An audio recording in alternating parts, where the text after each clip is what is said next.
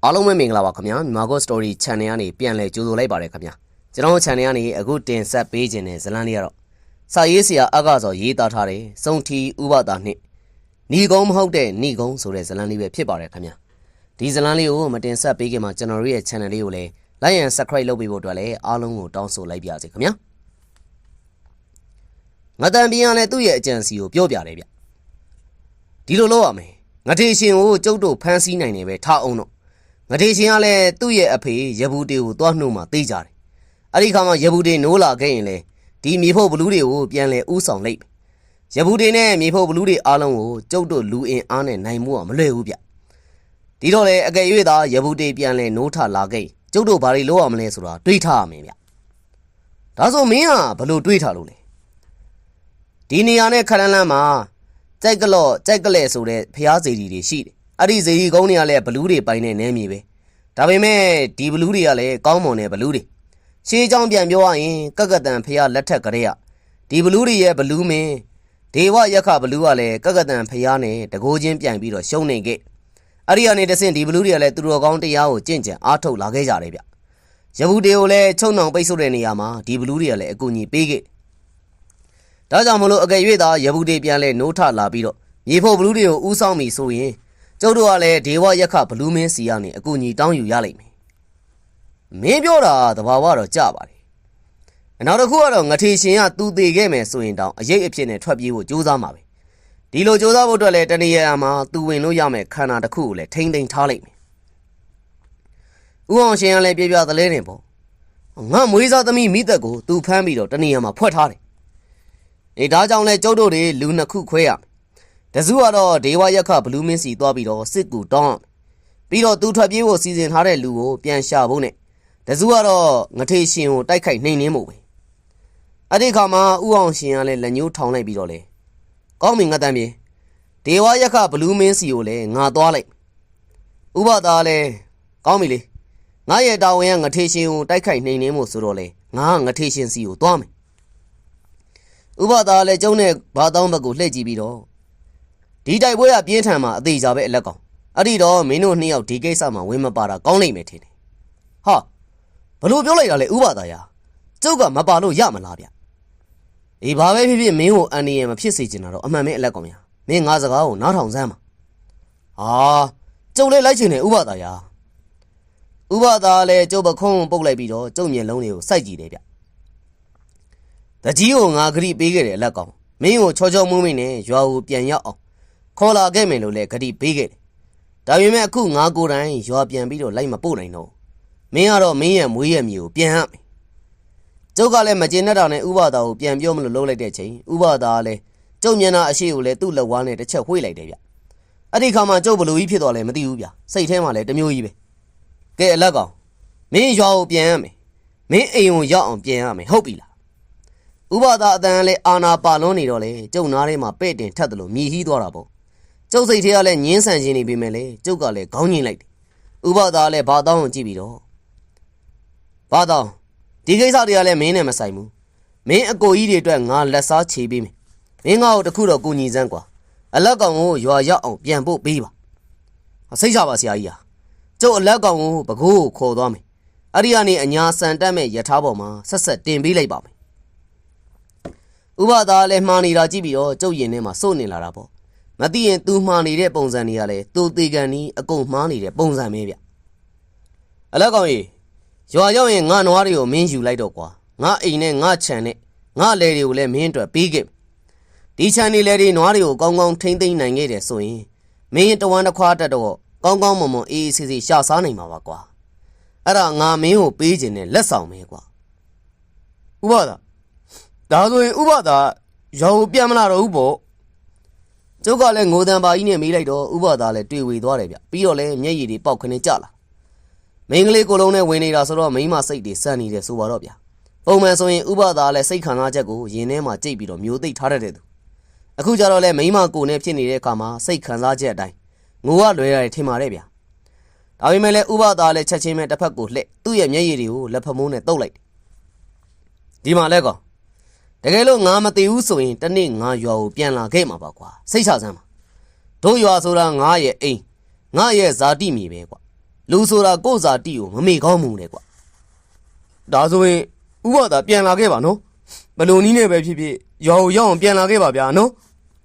အေးပါကွာငါဂရိပေးတယ်ငါရွာကိုပြန်လာခဲ့မှာပါဥပဒါလည်းဘာတောင်းကိုလှည့်ကြည့်ပြီးခေါင်းငိမ့်ပြလိုက်တဲ့ချိန်ဘာတောင်းကလည်းပြန်ပြီးတော့ခေါင်းငိမ့်လိုက်တယ်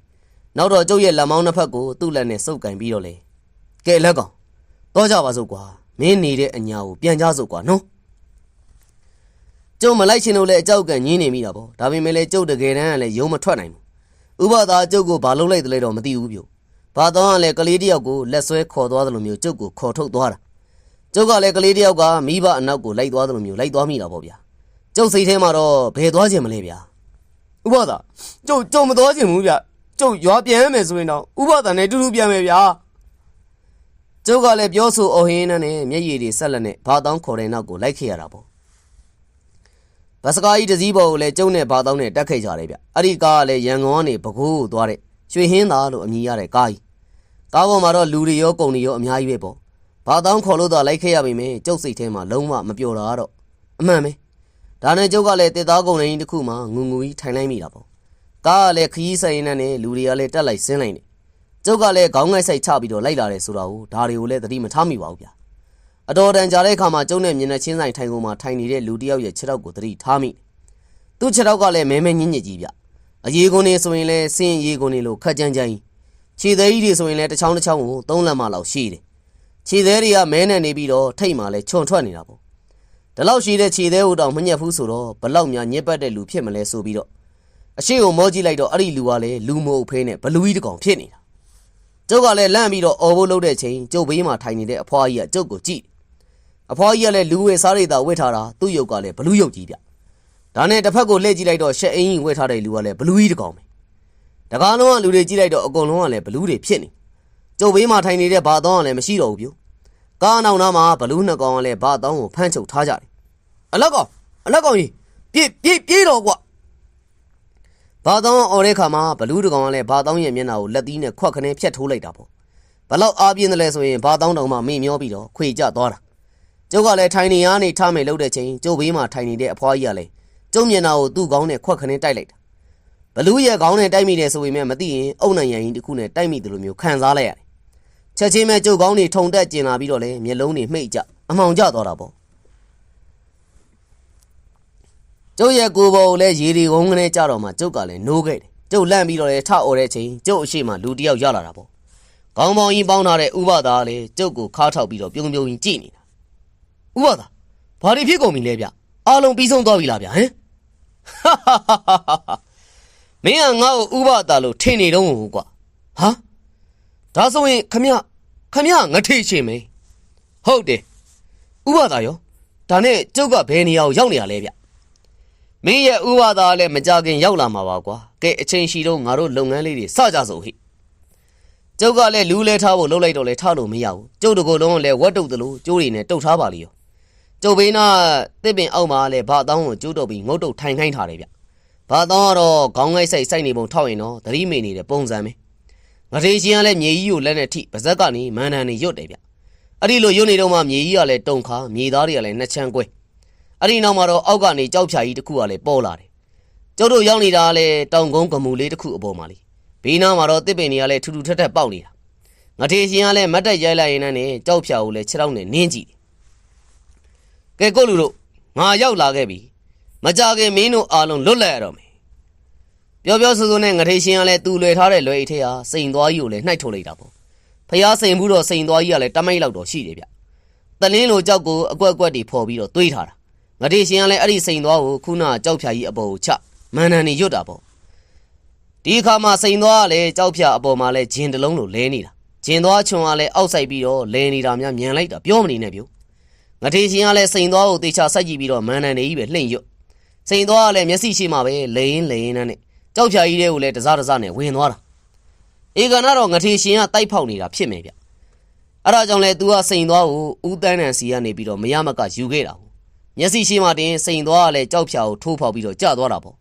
့ငထေရှင်ကလည်းစိန်သွားကိုအာယုံစိုက်နေတော့ကျုပ်ကလည်းကျုပ်ကိုခြိထားတဲ့ကျိုးတွေကိုဘလို့ဖြီးရမလဲရသလောက်လှုပ်ရှားမိခဏကြတော့လဲဝုံကနေအတန်ကြီးမြည်ကြောက်ဖြာကြီးကလည်းအပေါက်ကြီးပေါက်သွားတာပေါ့အပေါက်ကလည်း10ပေလောက်တော့ရှိမယ်ဗျအဝိုင်းပေါက်ကြီးပေါက်သွားတာ နောက်တော့အပေါက်ထဲကနေလူတွေထွက်လာတယ်လူတွေဆိုပေမဲ့အဲ့ဒီလူရဲ့နောက်မှာတော့ပဇင်းတောင်မှန်လို့တောင်မှန်နေလဲပါတယ်လူတွေရဲ့အသားကလည်းခက်နေနေပဲဗျလက်ထဲမှာလည်းဓားလန်လက်နက်တွေကင်ထားကြတယ်ဒီလိုနဲ့လူ9ယောက်တိတိထွက်လာပြီးတော့ကျုပ်တို့ခေါင်းပေါ်မှာပြန်ဝဲနေတာပေါ့ဗျာမင်းတို့ကူးချက်ချင်းထွက်သွားကြစမ်းမထွက်သွားရင်မင်းတို့ခေါင်းရှစ်စိတ်ကွဲပြီးတော့သေရမယ်ဒီလူတွေကလည်းပြန်တိုင်းနဲ့အတန်တကြီးတွေနဲ့အော်ဟစ်ပြီးတော့ချင်းချောက်သေးတာပေါ့ငထေရှင်ကလည်းအဲ့ဒီလူတွေကိုသေချကြည်ရင်းနဲ့မင်းတို့တိုက်ဆောင်လောက်ကများငါခေါင်းကိုရှစ်စိတ်ခွဲမတယ်လားမင်းတို့ပဲခွဲမလားငါပဲမင်းတို့ခေါင်းကိုခွဲမလားကြည်ရသေးတာပေါ့ကွာငထေရှင်ကလည်းခေါင်းပေါင်းကိုဖြီးလိုက်ပြီးတော့တပတ်ကိုလည်းလေဘင်းမှာပတ်လိုက်အဲ့ဒီခါမှာသူ့ခေါင်းကနေရွှေရောင်အမောက်ရှည်တစ်ခုကလည်းပေါ်ထွက်လာတာပေါ့လှန်ကင်ထားတဲ့တိုက်ဆောင်လူပြန်တယောက်ကလည်းငထေရှင်ကိုလှန်နဲ့တအားပြေးထုတ်ဖို့ပြန်ဆင်းလာတာငထေရှင်ကလည်းတိုက်ဆောင်ကိုတေချာစောင့်ကြည့်တဲ့အခါမှာတိုက်ဆောင်ကလည်းပြန်တန်းလာရင်းနဲ့ငထေရှင်နောက်ကိုမရောက်ခင်မှာပဲမြေကြီးကဲတစ်ခုအစိမ့်စိမ့်မောင်မှာကွဲထွက်သွားသလိုမျိုးတစားစီကွဲပြီးတော့မြေပေါ်ကိုကျသွားတာပေါ့သူကင်ထားတဲ့ကြီးနဲ့လှုပ်ထားတဲ့လှန်နိုင်ကြီးတောင်မှကျုပ်အနားကိုလည်းချွင်ကနေပြုတ်ကြကျုပ်ကလည်းကြောက်ကြောက်နဲ့လှိမ့်ပြီးတော့ရှောင်လိုက်မိတာပေါ့တခါမှလေးကင်ထားတဲ့လူနှစ်ယောက်ကလည်းမိုးပေါ်ကနေမြားတွေနဲ့ပစ်ချတာမြားတဲ့နေရာလည်းတချွင်ချွင်မြည်ပြေးလာတာပေါ့အဲ့ဒီခါမှငထေရှင်ရဲ့ကောင်းကအနီရောင်အမောက်ကြီးတစ်ခုပေါ်လာပြီးတော့သူ့ပါဇက်ထဲကနေလေငကားနီကြီးတကောင်ကလည်းပြန်ပြီးတော့ထွက်လာတယ်မြားတဲ့နေကိုအမီးနဲ့ခတ်ထုတ်ပြီးမိုးပေါ်ကိုပြန်တက်လူပြန်တွေကိုလည်းအမီးတွေနဲ့လိုက်ရိုက်တာပေါ့ဗျာအမီးချက်မိတဲ့လူပြန်တွေရဲ့ကိုလုံးကလည်းနှစ်ပိုင်းပြက်ပြီးတော့မြေပေါ်ကိုလည်းကျပစိန်ကြီးကင်ထားတဲ့လူကလည်းငထေရှင်စီကိုအပြေးဝင်ပြီးတော့ပစိန်နဲ့ခေါင်းကိုပေါက်လိုက်တာဂျိန်ကနေအတန်မြည်ပြီးတော့မြေကြီးပါတုံတာပေါ့ဒါပေမဲ့ပစိန်ကတော့ငထေရှင်ကိုမထိဘူးငထေရှင်ရဲ့အရှိမအစိမ်းရောင်ဘလူးကောင်ကြီးတစ်ကောင်ထွက်လာပြီးတော့ပစိန်ကြီးကိုလည်းလက်နဲ့ညှက်ပြီးတော့ဖမ်းထားတာပေါ့ဘလူးကြီးကလည်းပစိန်ကိုလက်နဲ့ရိုက်ချို့လူပြန်ကိုလည်းလဝက်ဆောင်နဲ့ခုတ်ထည့်လိုက်တော့လူပြန်လည်းတစစီဖြစ်သွားခဲ့ငထေရှင်ကလည်းလူပြန်နေနဲ့တိုက်ခိုက်နေတဲ့အချိန်မှာကျုပ်လည်းအနားကိုကျလာတဲ့ကြီးလှန်နိုင်ကြီးစီကိုအသာလှိတ်လှန်နိုင်ရဲ့အသွားနဲ့ကျုပ်လက်ကိုခြိထားတဲ့အုံးဆန်ကျိုးကိုလည်းဆွဲပုတ်နေမိတာပေါ့လှန်တန်းလည်းထက်တယ်ဆိုတော့အုံးဆန်ကျိုးကလည်းတဖြည်းဖြည်းနဲ့ဖွာထွက်လာတယ်ဗျငထေရှင်ကလည်းဥပဒါစောင်းလျှောက်သူ3ယောက်ကိုထုတ်သုံးပြီးတော့တိုက်ဆောင်လူပြန်တွေကိုစော်လိုက်တာခဏကြတော့လူပြန်10ယောက်တိတိသေဆုံးသွားတယ်နောက်ဆုံးမှလူပြန်1ယောက်ပဲကြံတော့တာလေအဲ့ဒီလူပြန်ကလည်းမိုးပေါ်ကိုအတော်အမြင့်ကနေပြန်တိုင်းရင်းနဲ့မြေဖုံးတိုက်ပေါက်သွားပြီရက်ခတိုက်ပေါက်သွားပြီအဲ့ဒီလိုအော်ရင်းနဲ့မိုးပေါ်ကိုလည်းတဟုန်တို့ပြန်တက်သွားတာပေါ့ထိုအခါမှာငထေရှင်ကလည်းသူ့ခါးကြားတွေကတန်လျက်ကိုထုတ်အဲ့ဒီလူပြန်စီကိုချိန်ရွယ်လိုက်တာပေါ့မိုးချင်းတန်လို့ဂျိန်ကနေအတန်ထွက်ပြီးတော့တန်လျက်ထဲကနေရွှေရောင်မြားတဲ့ထီရဲ့မြားစချောင်းကလည်းပြန်ပြစ်တက်သွားတာပေါ့ရွှေရောင်မြားတဲ့ကလည်းမိုးပေါ်ကိုပြန်တက်သွားပြီးတော့လူပြန်ရဲ့နောက်ကျောတဲ့ကိုထိမှန်လူပြန်ကလည်းအောက်ကိုပြန်ပြုတ်ကျမြေပြင်ပေါ်အချိန်နဲ့ကျပြီးတော့လူပြန်ကလည်းငထေရှင်ကိုဒေါသကြီးနဲ့ကြည့်အဲ့ဒီချိန်မှာလူပြန်ရဲ့ခေါင်းကလည်းဖျဲသီးစိတ်ခွဲသလိုမျိုးရှစ်စိတ်ကွဲပြီးတော့လေဂွမ်းကနေကွဲကြသွားတာပေါ့မင်းတို့လိုမလောက်လေးမလောက်စားနတ်အစွမ်းလောက်နေများငါ့ကိုနိုင်မယ်လို့ထင်လို့လားငထေရှင်ကလည်းကျုပ်တို့ကိုကြည့်လိုက်ပြီးတော့လာဟဲ့ကောင်လေးတွေတိုက်ကိုတော့ဖောက်ပြီးပြီကြံတာဆက်လို့ရအောင်ဟဲ့ငထေရှင်ကလည်းကျုပ်စီကိုလက်ဝါးနဲ့လှမ်းပြလိုက်တော့ကျုပ်ကလည်းသူ့လိုပြန်ပြီးတော့ငထေရှင်ရဲ့ကိုယ်ထဲကိုရောက်သွားတာပေါ့ငထေရှင်ကလည်းကျုပ်ကိုလက်တစ်ဖက်ကနေဆွဲကင်ဘာတောင်းလဲလက်တစ်ဖက်ကဆွဲကင်ပြီးတော့တိုက်ပေါက်ကြီးတွေကိုခုန်ချသွားတာတိုက်ပေါက်ကြီးကလည်းတော်တော်မြင့်နေဗျအောက်မှာလည်းတော်တော်နဲ့တဲ့တွင်းပုံစံမျိုးပဲလေတွေကကြတာတော့မှတော်တော်နဲ့အောက်ကိုမရောက်နိုင်ဘူးကျုပ်တို့ပြုတ်ကြနေတော့တွင်းကြီးရဲ့နိုင်ရန်ကနေတချွင်ချွင်အတန်ပေးပြီးတော့ရွှေရောင်အကွင်းလေးတွေကလည်းပြန်တန်းလာကြတယ်ရွှေရောင်အကွင်းလေးတွေကလည်းတော်တော်များတယ်ရာနဲ့ချီလောက်မယ်လို့လည်းထင်တာပဲငထေရှင်ကလည်းတွင်းထဲမှာလှည့်ပတ်ပြန်တန်းနေတဲ့အခါမှာရွှေကွင်းတွေကလည်းသူ့နောက်ကနေသတိတန်းကြီးလိုက်လာတာဒီဆက်တွေကလည်းတမောက်ကွာငထေရှင်ကလည်းတောက်တစ်ချက်ခောက်ပြီးတော့ကျုပ်တို့ကိုလည်းပြစ်ချလိုက်တာပေါ့ကျုပ်တို့နှစ်ယောက်ကလည်းအောက်ကကျမ်းမြင့်မော်ကိုခွေးကြဝက်ကြကြတော့တယ်တော်သေးတာပေါ့တိတ်အမြင်ကြီးမဟုတ်လို့ငထေရှင်ကတော့ကျမ်းမြင့်တနေရာမှာရက်လိုက်ပြီးတော့သူ့ဝစ်ထားတဲ့တိုက်ပုံအင်းကြီးကိုချွတ်သူ့အရှိမကာထားလိုက်တယ်လေအနောက်ကနေပြန်လာလဲစက်တွေကလည်းငထေရှင်ရဲ့တိုက်ပုံကိုအားနဲ့ဝင်တိုးတယ်တန်တွေကိုလည်းကျမ်းမြင့်မော်လောင်းချသလိုတချွင်ချွင်နဲ့အတန်တွေမြည်တာပေါ့ရွှေကင်းလေးတွေကလည်းငထေရှင်ရဲ့တိုက်ပုံအင်းကြီးနဲ့တိုးတိုက်မိပြီးကျိုးပဲ့ပြီးတော့လဲကျမ်းမြင့်မော်ကိုပြုတ်ကြတာပေါ့ကျမ်းမြင့်မှာဆိုရင်လည်းရွှေကွင်းအပိုင်းစာလေးတွေကလည်းပြန့်ကျဲနေတာငထေရှင်ကလည်းရွှေကွင်းလေးတွေအကုန်ကုန်သွားတော့မှသူ့တိုက်ပုံအင်းကြီးကိုတေချာခါပြီးကြကြနာနာပြန်ဝစ်တယ်ရောက်ပြီ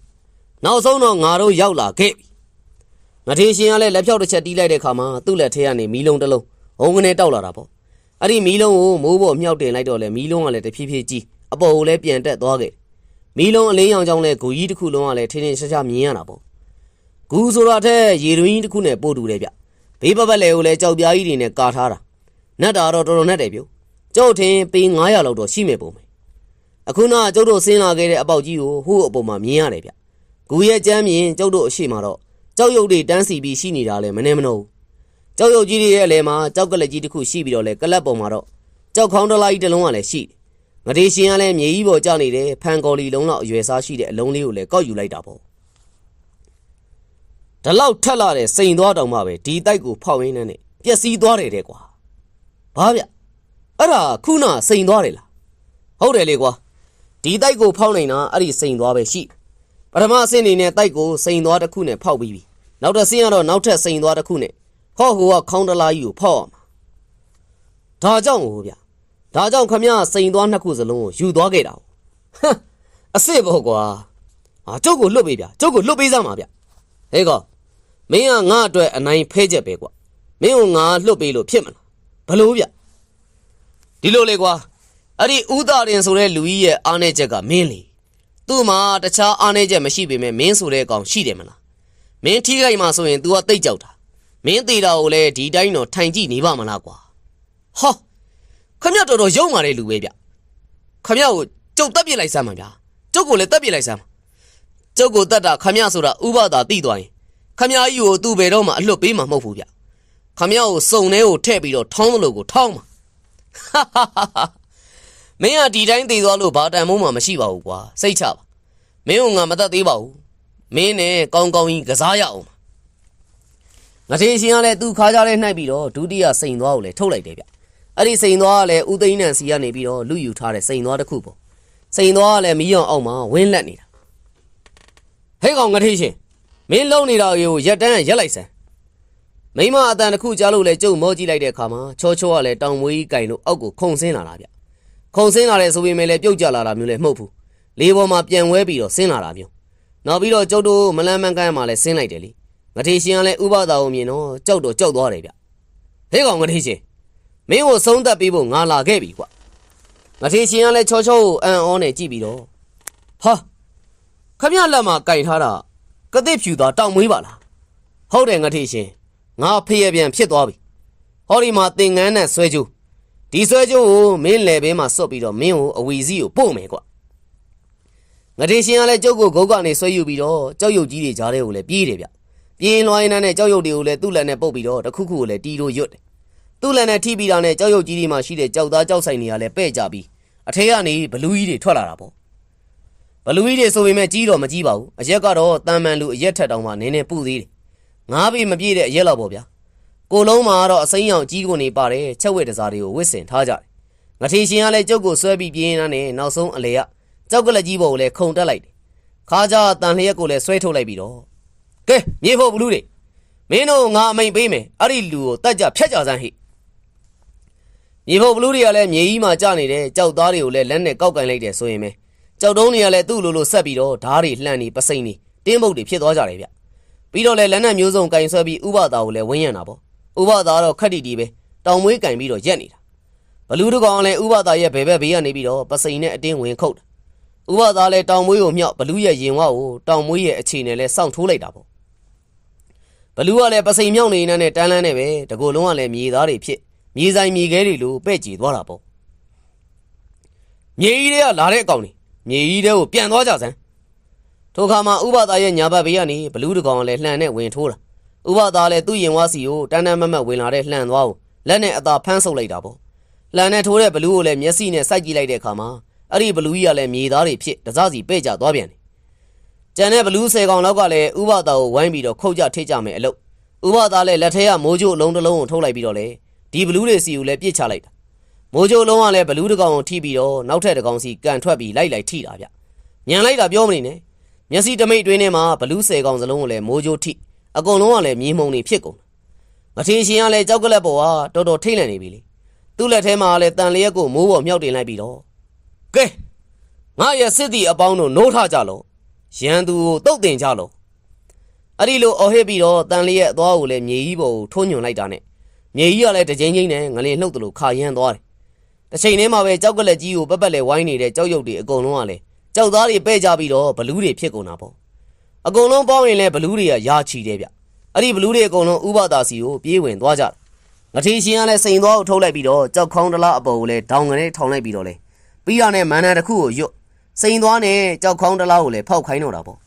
စိန်သွားကလည်းဂျင်းပုံစံမျိုးလဲပတ်နေပြန်ရော့ပြုကျုပ်ကတော့ဥပဒါဘာဖြစ်မလဲဆိုတော့ပဲလှမ်းကြည့်နေမိဥပဒါလည်းဘလူးတွေအများကြီးနဲ့တယောက်တိုက်ခိုက်နေတာပေါ့ဗျာဒါပေမဲ့လည်းဘလူးတွေကများတော့ကြာမတိုက်နိုင်ဘူးဘလူးတွေကလည်းဥပဒါကိုဝိုင်းဖမ်းချုပ်ပြီးတော့တကောင်ပေါ်တကောင်ထပ်ပြီးတော့လည်းဝိုင်းဖိတတ်ကြတယ်ဥပဒါမသိရဘူးကျုပ်ကလည်းအတန်ပြေကြီးနဲ့អော်လိုက်မိတာပေါ့ဘလူးတွေကလည်းဥပဒါပေါ်မှာထပ်နေကြတာများဗျာတောင်ကုန်းတစ်ခုလိုတောင်ဖြစ်နေပြီကျုပ်ကလည်းမျက်ရည်ဝဲပြီးကြည့်နေမိတာပေါ့မကြခင်မှာပဲအဲ့ဒီတောင်ကုန်းလိုဘလူးတွေကြားထဲကနေအနီရောင်လင်းနှန်းတွေကလည်းထွက်လာတာတဖြည်းဖြည်းပိုပြီးညီရဲလာပြီးတော့ဝုန်းကနေပေါက်ပွဲထွက်သွားတာပေါ့ဗျာဘလူးတွေရဲ့စိတ်ပိုင်းတွေကလည်းအပိုင်းပြက်ပြီးတော့ပြုတ်ကျလာတယ်ဗျဥပဒါကလည်းထိုင်းနေရနေပြီးတော့တောင်မွေးကိုထောက်ပြီးတော့လည်းမတ်တက်ရက်လိုက်တယ်ငထေရှင်ကလည်းစိန်သွားကိုကြည့်ပြီးအံ့ဩတာပေါ့စိန်သွားကလည်းချိန်တော်ကြတဲ့ထိတောင်ကြောက်ခေါင်းတလားကြီးထဲကိုလည်းဖောက်မဝင်ဘူးဖြစ်နေတာဟာဘလို့ဖြစ်တာလဲဘလို့များဖြစ်နေရတာလေကျုပ်လက်ကြည့်လိုက်တဲ့ချိန်ဘယ်နှုံးကနိုးနေမှမသိတဲ့ဘာတောင်းကလည်းပါဇက်ကနေတွတ်ရွတ်လို့ဒါဆိုရင်စိန်သွားဖောက်မသွားအောင်လို့လည်းရွတ်နေတာသူ့ပဲနေမှာသူ့ရဲ့အကိုကြီးဦးတန်းနန်ကလည်းစိန်သွားကိုခိုင်းစီလို့ရတဲ့မန္တန်တစ်ခုကိုသူ့ကိုသင်ပေးခဲ့တယ်မလားဥပဒါလည်းငထေရှင်ကိုစွမ်းအားတစ်ခုနဲ့လှမ်းပစ်လိုက်တဲ့ခါမှာတော့ငထေရှင်ရဲ့ကြောကုန်းကိုထိပြီးတော့လည်းငထေရှင်ကြောကော့သွားခဲ့ပြီးတော့လည်းဥပဒါလှည့်ကြည့်တာပေါ့ဥပဒါလည်းပါလာရသေးကြီးကဒီလိုလက်နက်မျိုး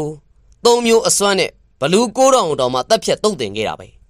မင်းတို့ဘလူးရာကနန်းလောက်ကတော့ဖေးရပြန်နေတွက်ကတော့ပြင်းသေးတယ်ဟဲ့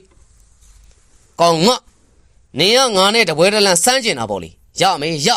ငထေရှင်နဲ့ဟဲ့ငထေရှင်ကလည်းအော်ရင်းနဲ့တန်လျက်ကိုဝင်ပြီးတော့ဥပဒါစီခုံဝင်သွားတာပေါ့ပြီးတော့နဲ့တန်လျက်နဲ့အုံမိုးပြီးတော့ခုတ်ချလိုက်တာဥပဒါကလည်းကတိဖြူတောင်မင်းနဲ့လည်းပြန်ပြီးခုခံလိုက်တာပေါ့ဗျာငထေရှင်ကလည်းအားကုန်သုံးလေဘောကနေဖိချတော့ဥပဒါလည်းတောင်မွေးကိုလက်နှစ်ဖက်နဲ့ထိန်းကင်ထားရင်းနဲ့နေခြေထောက်တစ်ဖက်ပါနှိမ့်ကြပြီးတော့မုတ်ဆိုးတူးတော့ထိုင်တယ်လို့အနေထားဖြစ်သွားတာပေါ့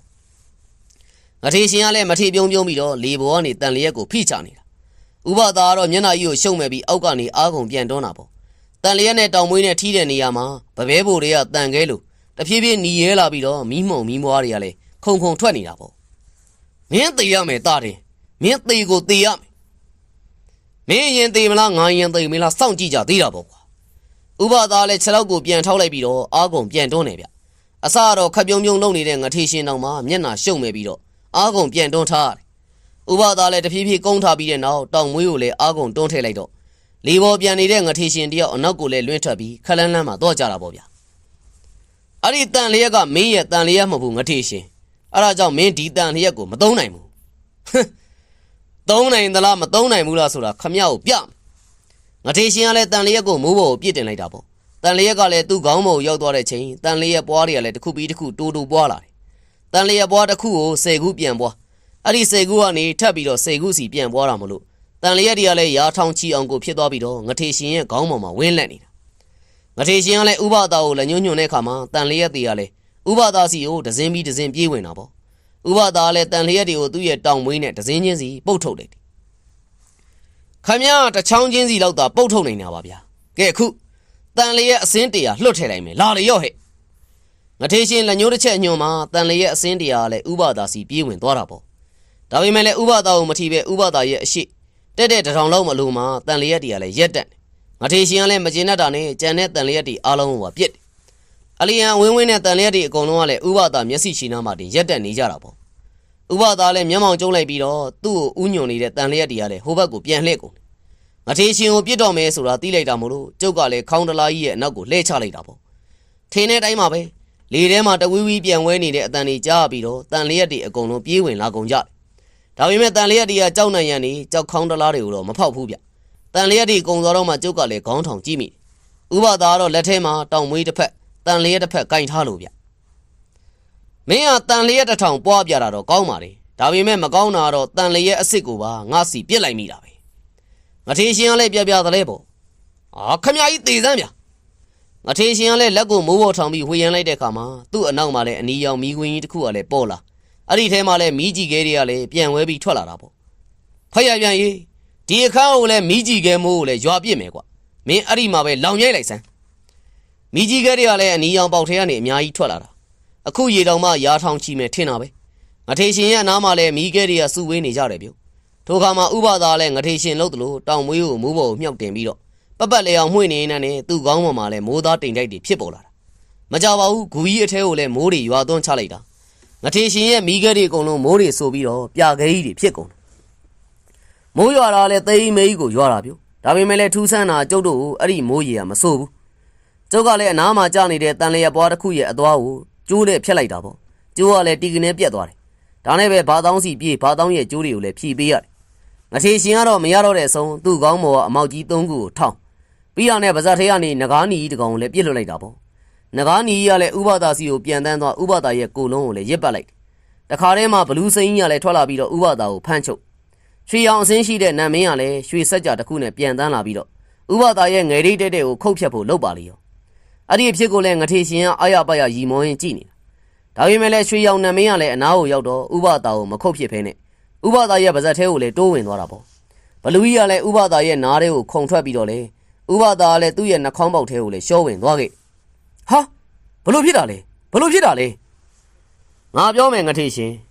ဒီအဆောင်ရှောက်ပုံကိုယ်တွေဆိုတာငါတို့ဆွေစဉ်မျိုးဆက်လက်ဆင့်ကမ်းပြီးတော့ထိမ့်သိမ်းလာခဲ့တဲ့လူတွေကွာတနည်းအားဖြင့်ပြောရရင်ငါတို့ရဲ့ဘိုးရင်ဘွားရင်မိရင်ဖရင်တွေလို့ဖြစ်နေပြီ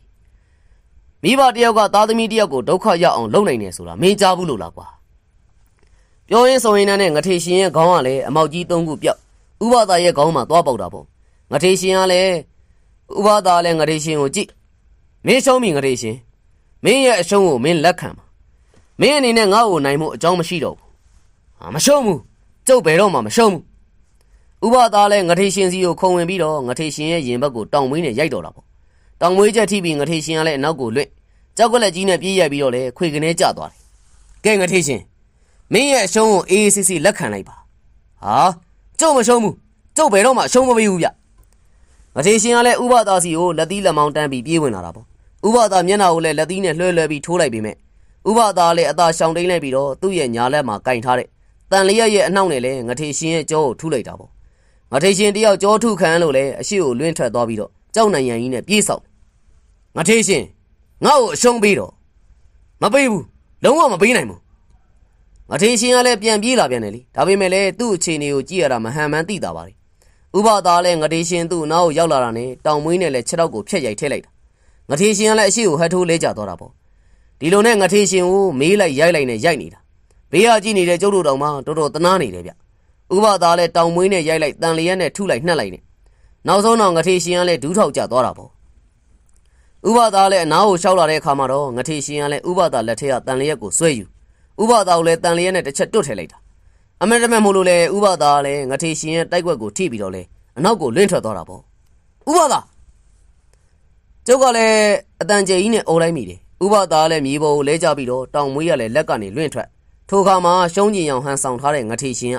ချက်ချင်းမတ်တက်ရက်ပြီးတော့လေဥပဒါစီကိုတန်လျက်နဲ့ပြေးဝင်လာတယ်ကျုပ်ရှုံးပြီလို့ခမရထင်နေတယ်မလားကျုပ်မရှုံးဘူးကျုပ်ဆိုတဲ့ကောင်ကဘယ်တော့မှမရှုံးဘူးဗျကျုပ်ကလည်းလက်ထဲကတန်လျက်ကင်ထားတာဆိုတော့ငထေရှင်စီကိုပြေးဝင်သွားလိုက်တာပေါ့ကျုံနဲ့ဘာတောင်းနဲ့ထိုင်တဲ့နေရာကလည်းငထေရှင်ရဲ့ဘေးဘက်နားလောက်ဖြစ်နေတယ်မလားကျုပ်အမြန်ပြေးဝင်သွားလိုက်ပြီးတော့ငထေရှင်ရဲ့ညာဘက်နံကြားထဲကိုလည်းတန်လျက်နဲ့တစုံထိုးထည့်လိုက်တယ်ငထေရှင်ကလည်းမျက်နှာရှုံ့မဲ့ကြပြီးတော့မြေပေါ်ကိုလည်းဒူးထောက်ကြတာပေါ့ကျုပ်ကလည်းတန်လျက်ကိုပြန်ဆွဲထုတ်လိုက်ပြီးတော့အရှိကိုငုံသွားတဲ့ငထေရှင်ရဲ့ဇက်ပိုးကိုလည်းအားကုန်လွှဲခုတ်လိုက်တာတန်လျက်ကလည်းတော်တော်ထက်တာဆိုတော့ငထေရှင်ရဲ့ခေါင်းကလည်းတိကနေပြက်တာပေါ့ခေါင်းပြက်ကြီးကလည်းမြေပေါ်ကိုနှစ်ပတ်သုံးပတ်လောက်လိမ့်နေသေးတာဥပဒါလည်းလဲကြနေလျက်သားနေအလက်ကမင်းပါလေရှောက်လို့တာလေခေါင်းပြက်ကြီးကလည်းပြုံးရင်းနဲ့မင်းတို့ရှုံးပြီတကယ်ရှုံးတာမင်းကွာကျုပ်ကလည်းတွေးဝေနေမိတယ်လေငထေရှင်ကလည်းမင်းတတ်လိုက်တာငါမဟုတ်ဘူးမင်းတတ်လိုက်တာမင်းရဲ့အချစ်ဆုံးဆိုတဲ့ဥပဒါကြီးကိုကွာကျုံမားပြီဗျာကျုပ်ဒေါသထွက်ထွက်နဲ့ခုတ်ထည့်လိုက်တာဥပဒါရဲ့ကိုလုံးကြီးမလား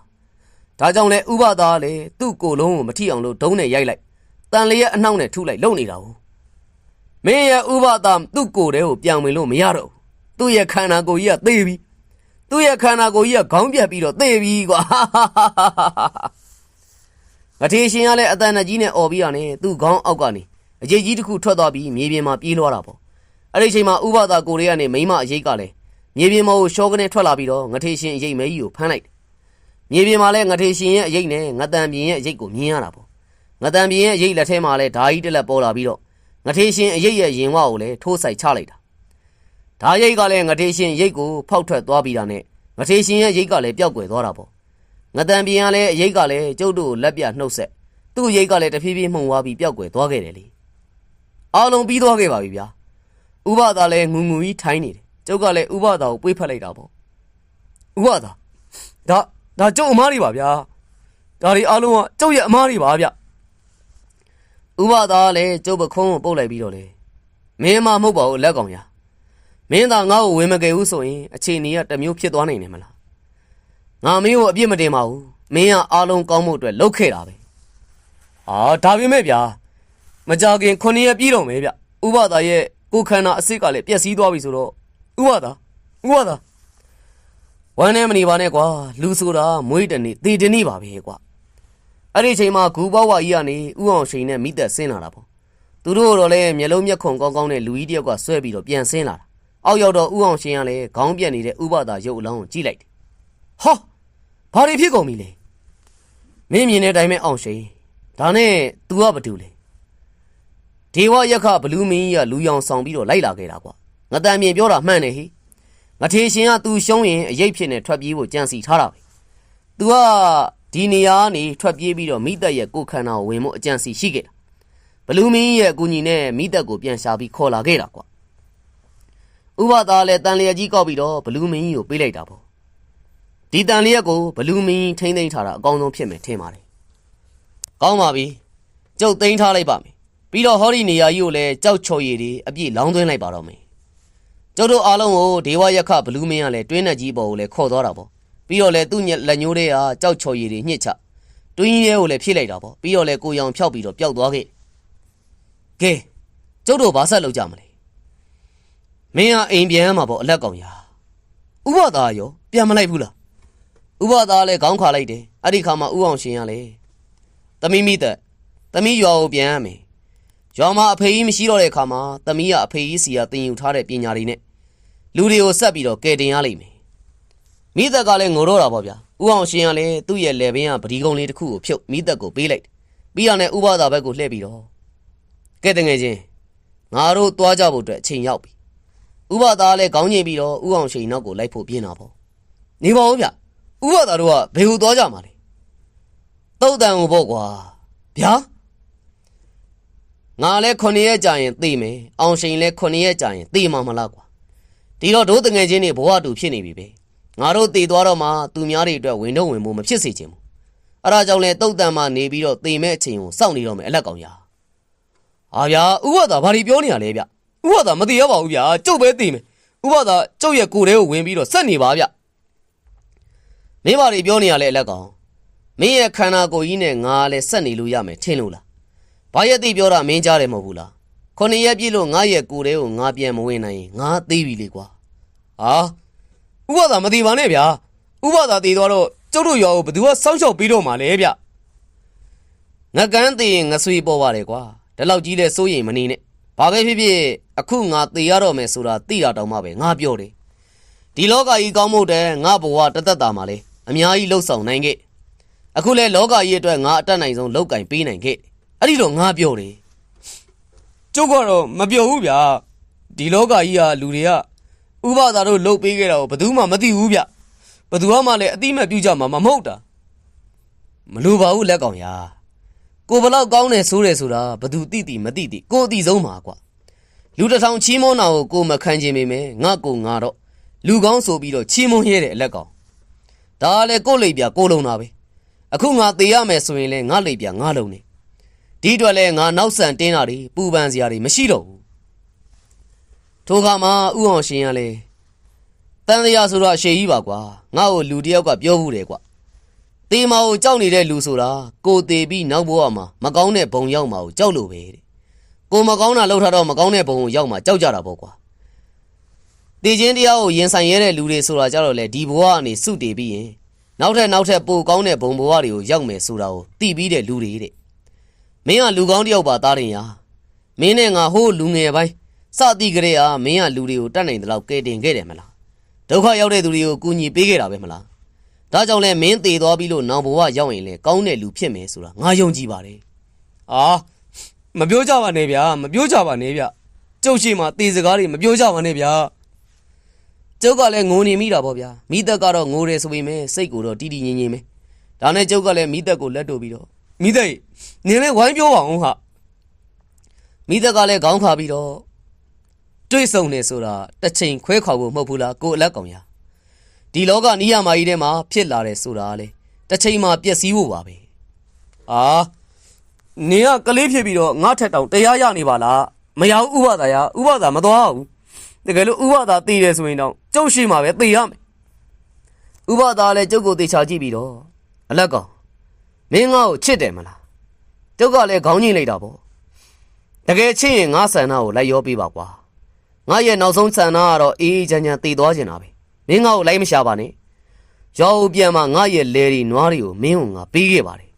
အာကျုပ်အဲ့ဒါတွေမလို့ချင်ဘူးကျုပ်ဥပဒါကိုပဲလိုချင်တာပါဗျ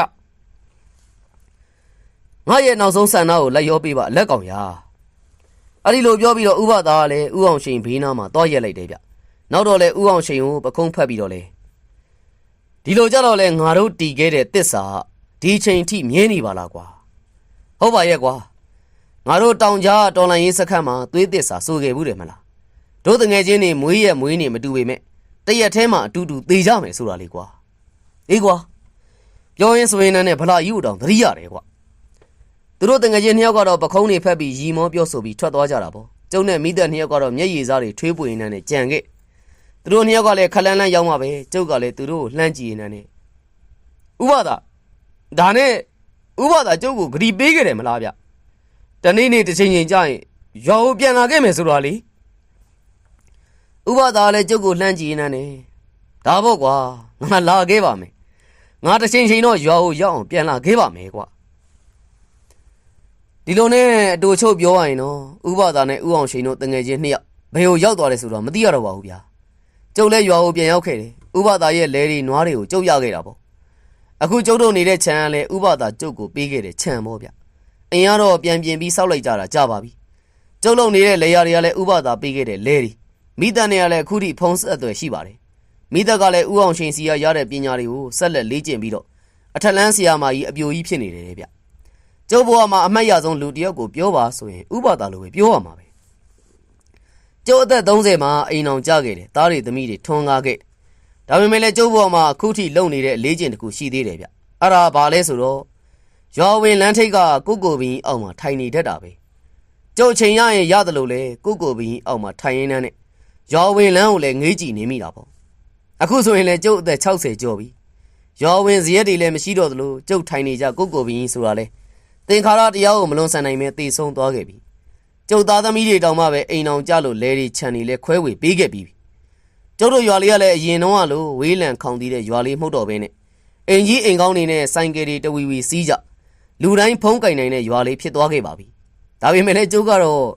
နေတိုင်းရွာထိပ်ကိုသွားနေမိတော့မယ်ဗျဘာရမဟုတ်ပါဘူးရွာထိပ်ကအုတ်ခုံနှန်းလေးမှာထိုင်ရွာဝင်လန်းကိုလည်းငေးကြည့်နေမိတော့ပေါ့